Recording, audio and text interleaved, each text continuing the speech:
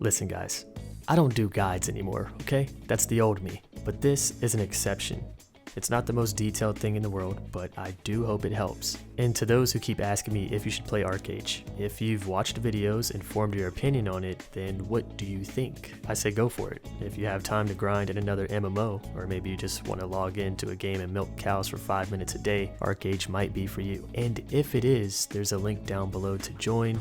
But no, this is not sponsored. This link is for me to show off to other companies to help me gain partnerships. But with that being said, let's jump right into it. What are the current best 3 types of gear in ArcheAge right now? Hiram, Hiram, however you want to say it, but here we call it Hiram. This is the kind of gear we will be going over in this video. And this gear just requires time and grind, killing mobs daily and doing your daily quest. This process takes about 1 to 2 hours each day, but more if you want to make progress by killing mobs for random drops to further enhance your gear. Aranor, which is currently to my knowledge the best gear out, and this gear comes after Ionad. It is crafted, but also probably the hardest to obtain, especially without a credit card. And no, I am not saying ArcheAge is pay to win, but of course using your wallet in any game will give you some kind of benefit. The counter to pay to win was this Hiram Gear, and many other things that they've added to the game. Someone wearing Hiram Gear can still whoop the ass of someone wearing Aranor. Then you have Library Dungeon Gear, which is also really good, but also expensive in gold, something like 20k to 40k per piece from what I hear. And this guide is for the broke boys, so let's talk about Hiram Gear. First off, where to get it? Well, sometimes there are events where you can do a quest or trade in some kind of currency to get the gear, but the main way to obtain Hiram Gear comes from farming abyssal mobs. These look like characters from Soul Reaver. You can find them scattered throughout Aurora. However, only abyssal mobs in the following places drop Hiram Gear. Damn it, I said it. I mean Hiram. Pay attention to these names and these maps because I have them on the screen, but I don't remember them off the top of my head as I'm recording this. So, take a screenshot or something. When they drop the gear, it will be unidentified. So for example, you can get one Hiram one-handed weapon, or a two-handed weapon, or a cloth piece. But opening that piece can be one of several items. The two-handed weapon can turn into an Adachi, great axe, or a greatsword. You get what I'm saying? This is the RNG and annoying part. But there's more. Once you get the piece you want, there are these green stats, and sometimes people farm until they get the piece with the stats they want.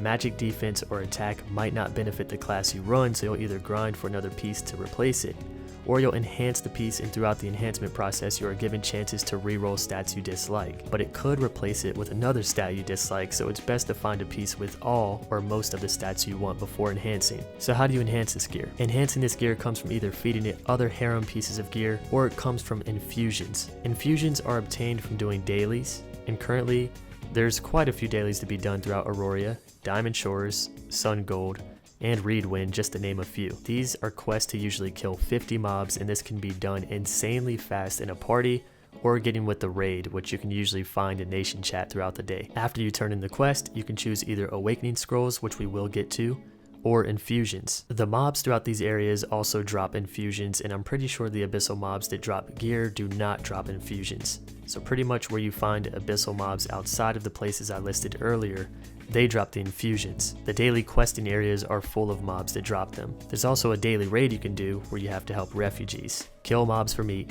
mine iron, and cut trees. It's a 20-minute long mission, but easy peasy, and gives you a ton of infusions. You just queue up for this through the instance finder. Other dailies include the faction war. Login rewards include them too, and you can also obtain them with loyalty. Do not forget this though. Press in or go to marketplace, hit the awards tab or last tab, then you hit gold and pick up these free 3 daily quests. These will give you more rewards on top of your daily missions. Do not forget to click these quests once they go into your inventory. Now, Awakening Scrolls. Once you feed your Hiram Gear and you max it out, it's ready to be awakened. At tier 1, a rare scroll is needed to go to tier 2. 10 of these and 300 labor to be exact. Mind you, labor and gold is needed throughout this process. It's cheap, but over time it's a lot. Might cost 4 gold for one enhancement, but over time you're going to spend hundreds or maybe thousands on enhancing all this gear. Now how do you get gold? Well, this isn't a gold making guide. Now these Awakening Scrolls can be obtained from dailies. You just select the scrolls over the infusions. Here is where more RNG comes in, but listen, if you're an ArcheAge veteran, this is nothing. So as you can see, there's an enhancement chance. This shows us how likely we are to awaken the piece of gear.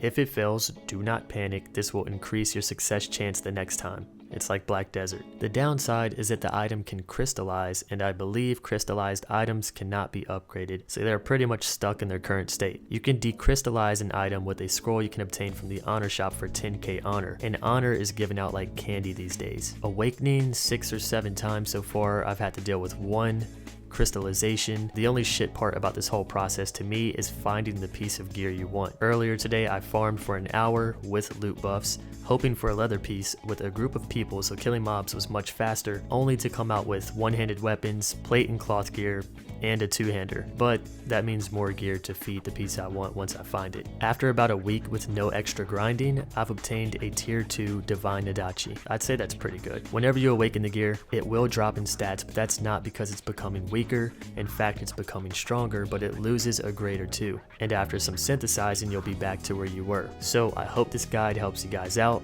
Don't look at this grinding as useless if you don't find the gear you want, because I'm sure many of you who need this guide are not level 34 in your ancestral level. Yes, I'm calling you all out. So the experience you get will help you, and plus you probably need a lot of time getting familiar with your skills again, as the trees have changed. And I mean, as you can see right now, I'm pretty much running 2 skill trees and playing like a scrub because I've yet to decide on what the hell I want to play. But anyway, more harem tiers are coming, so eventually you can make this gear even stronger. And we also have some cool content coming to ArcheAge soon that I'll speak about in the coming month.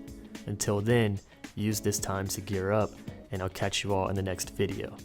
See you soon, friends. Just kidding, we're still here. You guys remember this, right?